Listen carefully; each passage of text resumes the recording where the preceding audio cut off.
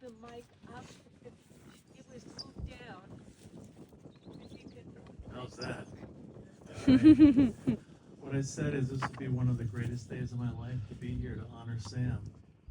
And thank you, Patricia, for inviting me. Kipper, it's good to see you again. And Jesse, Lyle, good to meet you finally.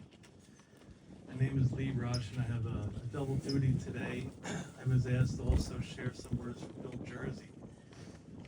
So if you knew Sam Keene, I guarantee you probably knew Bill Jersey. They were friends for almost a half a century. And my wife Kathy and I are pleased and privileged to live near Bill and Shirley across the Delaware River in Bucks County. And we just saw Bill last week at one of his art shows. He's still painting. He's going to turn 98, I believe, next week and Tuesday. And he's one of the most precious spirits I know. He's always so filled with joy. At 98. He still paints in his home studio.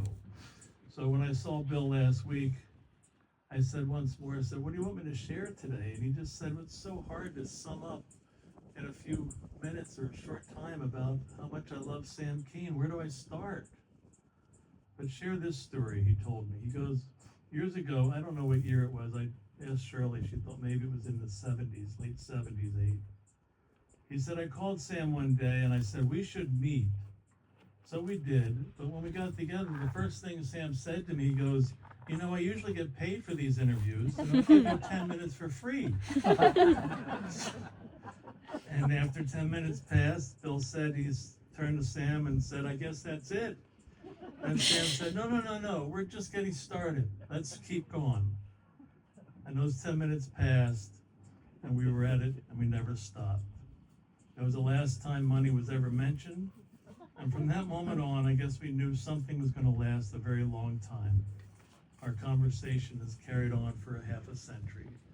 But come to think of it, since I never paid Sam, maybe I owe Patricia some money. So you can take it up with him. Have you ever had that raw feeling, he continued? He goes, when you first meet someone, you know that it's going to last a long time. And that's how it was with Sam. His education was so much more sophisticated than mine. Maybe that's why we never talked about it. There was always so much else to talk about, and we shared a desire to make the world a better place. And we never once doubted that that's what we could do together. We let others decide how successful we were. For us, it was the joy of doing and the joy of creating that gave us meaning, and that's why I miss him so much, so deeply. So many friends have come and gone. But there was never another Sam Keene. I feel the same way. I sit here and wonder, how did I get here today? How did I come here? It's pretty easy. I just fell in love with Sam Keene.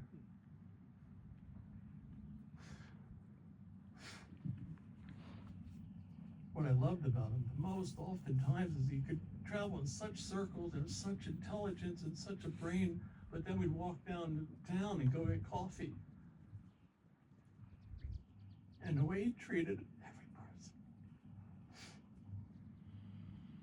It's almost as every time he talked to somebody, a cashier, a person on the street, one of his former friends he met on the road, they're just another person. And whatever he did, he just, I'm sure, made him as important feeling as I was around him. So just one last minute about Bill Jersey, though. He is here today.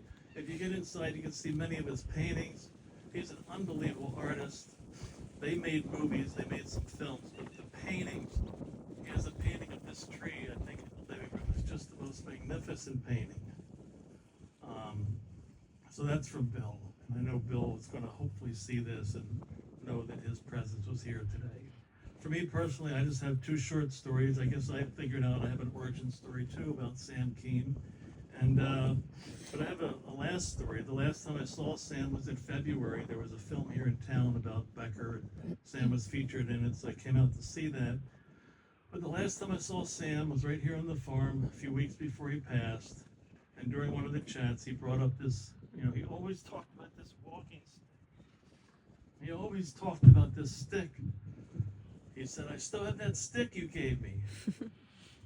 He said, I can always carry it with me, and I think that one day if I'm out here and I see a mountain lion, I'll be protected.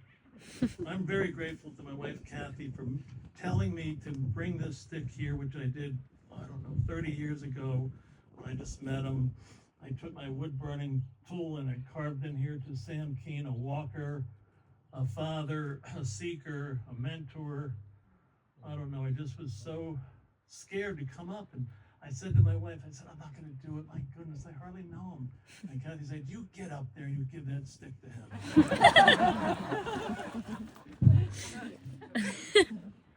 I gave it to Sam, and he kind of looked surprised. He goes, oh my God. He goes, I was just looking for my favorite stick. My father gave me a stick, and I lost it somewhere.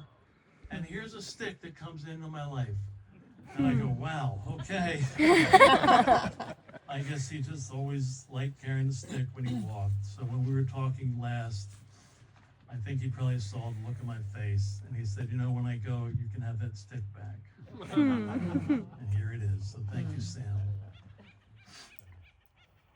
Just want to finish it, which is the first time I met Sam, I'll never forget. It was back in 1992, I believe, or 93.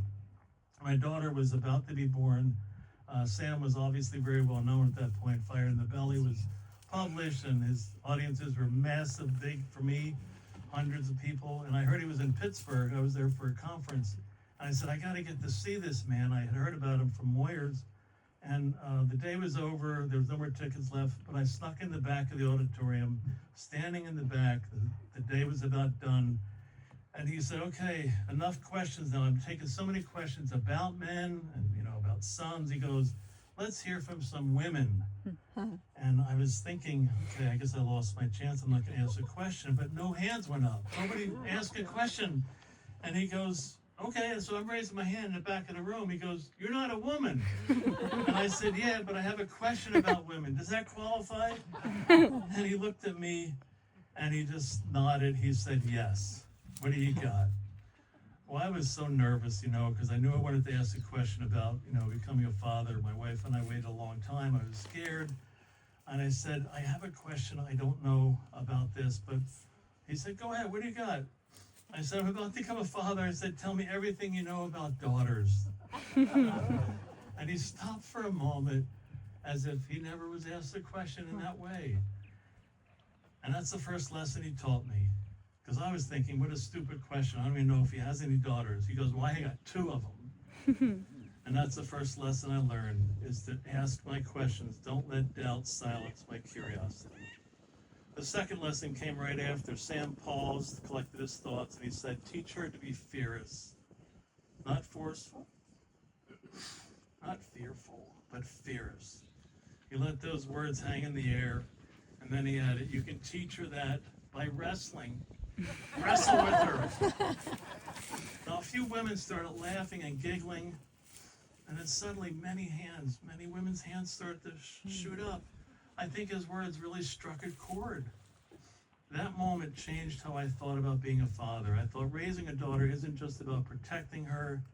It was about helping her to become strong and resilient, confident enough to face the world on her own terms. And wrestling with her, literally and metaphorically, was all part of the process. That moment stayed with me. Next week, my daughter, Sage, is going to turn 32 years old. She's here today, and if you'd like to find out, go ask her how fierce she's become. And I'm so proud to have been asked. Thank you so much. Sam Keen will always be with all of us. He's an amazing human being, and God bless Sam Keen.